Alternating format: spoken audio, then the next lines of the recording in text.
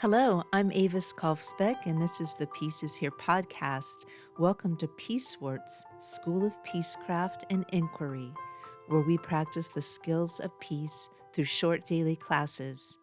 We take the peace work seriously, but not ourselves. If you're joining us mid-school year, you're not late. Orientation begins at episode 198.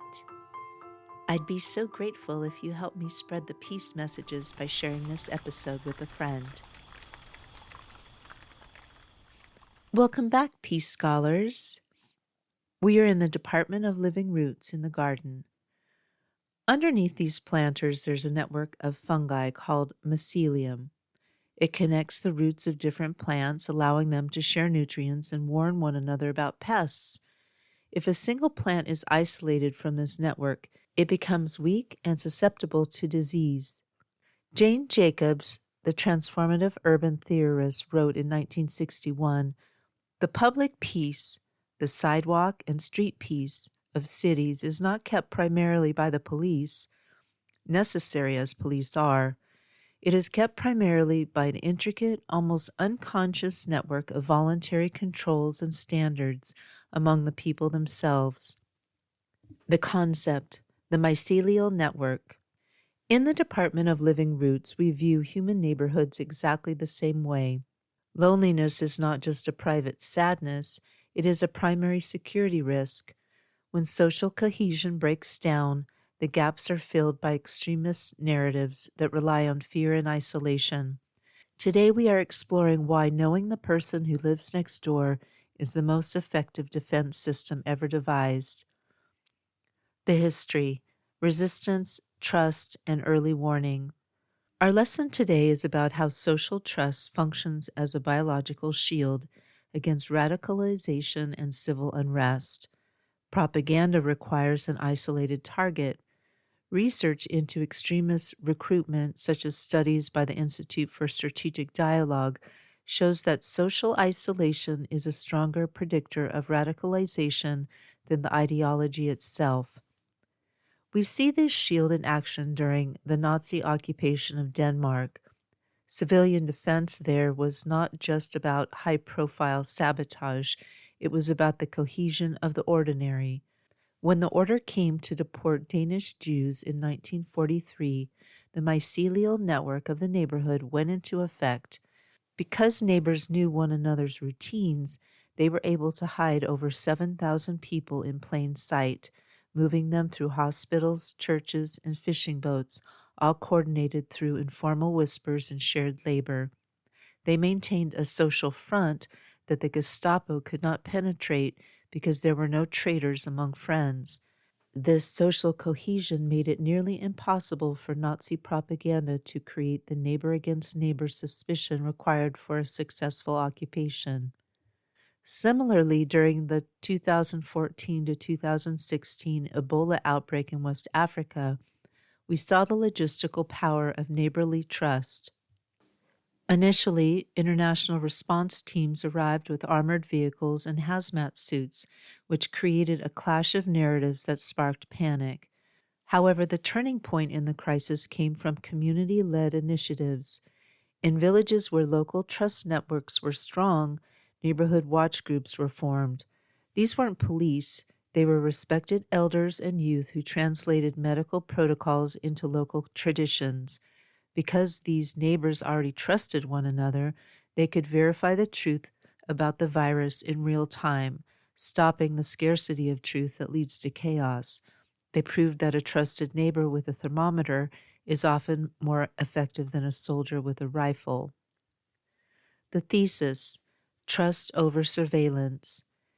In the Department of Living Roots, we argue that nations often choose between two types of security, trust or surveillance. After World War II, many Scandinavian countries made a strategic choice to invest in social welfare and neighborhood-level cohesion rather than militarized policing. By ensuring citizens had a stake in their community's health through shared housing and community centers, they created high levels of social stability with very low levels of mass surveillance. Security is a byproduct of how we treat one another, not how well we watch one another. This is reflected in restorative justice circles, heavily influenced by Maori traditions in New Zealand. Conflict is resolved more effectively when the participants are embedded in long-term relationships. In these circles, the goal is the repair of the relationship and the community root. When people face the human impact of their actions within their own neighborhood, the cycle of escalation is broken before it can turn into systemic violence. High-trust neighborhoods act as a natural barrier to recruitment and conflict. It is much harder to radicalize or fight someone who is already a necessary, visible part of your local network. Your homework. 1. Look up the concept of restorative justice or the work of Jane Jacobs on Eyes on the Street. 2. Write down one question about any of this episode's topics. If you don't have a question, just write no question. 3. Optional. Journal for 5 minutes about your neighborhood. How many of your neighbors do you know by name? If there was a crisis tomorrow, who would you go to first? The work of the worm. The worm is never alone. It works in a world of billions, all moving through the same soil, all dependent on the work of others. It doesn't need a central command to tell it to be a good neighbor. It simply follows the law of connection.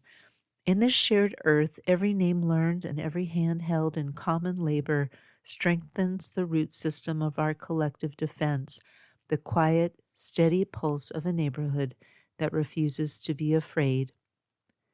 Until our next class, keep your feet in the living roots. Class dismissed. Thank you for listening. If you'd like to support the Pieces Here podcast, the most helpful way is to follow it wherever you're listening. It helps share the message with others. You can also support this piecework at my Patreon for $4 a month, about what a used paperback goes for these days.